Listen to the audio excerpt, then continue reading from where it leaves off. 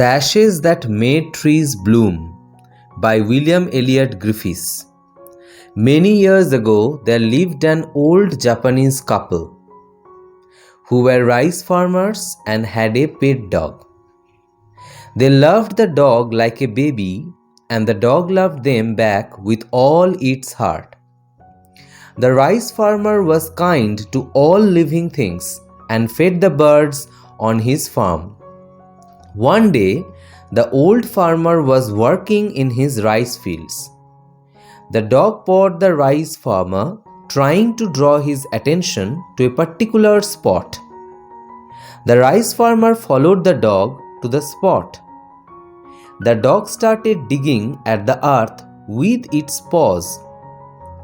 The rice farmer dug his hoe in the ground and found a glittering pile of gold. The rice farmer and his wife invited their friends to a feast to celebrate their new wealth and pampered the dog. Now, a wicked couple also lived in the same village. When they heard about the gold, they decided to get the dog to find a treasure for them. They dragged the frightened dog to their house and tried to feed him, but he refused to eat.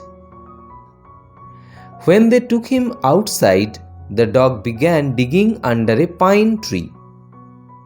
The old couple began digging quickly, hoping to find buried treasure. Instead, they found a dead kitten buried in the ground. They were so angry with the dog that they killed him. Then they buried the dog in the hole near the pine tree. The dog's owner wept and mourned the death of his dear dog. That night, the dog appeared in the old rice farmer's dream. He told the rice farmer to cut down the pine tree and make a bowl and a hand mill from its wood. The next morning, the farmer cut down the tree and used the pine wood to make a bowl and hand mill. The old farmer couple decided to make some rice pastry and bean sauce for New Year. The old man began mashing some boiled rice in the pine wood bowl. After a while, the lump of crushed rice turned into gold coins. Then the old woman decided to grind the boiled beans using the pine wood hand mill. Every drop of bean sauce turned into gold. The rice farmer and his wife were rich once again. The jealous neighbors borrowed the pine wood bowl and hand mill from the old rice farmer. They began crushing rice in the pine wood bowl. The mashed rice turned into a stinking heap of worms. Angrily, they chopped up the wooden hammer to use as firewood. After some days, the dog spirit appeared in the old farmer's dreams again. He told the old man that his neighbors had burned the pine tree bowl and mill. The dog instructed the rice farmer to sprinkle the ashes of the pine tree on dead trees to make them bloom. The rice farmer requested the wicked couple to give him some of the ashes of the burned hand mill. The wicked couple angrily allowed him to do so. The rice farmer went home and sprinkled a pinch of the ashes on his barren cherry tree.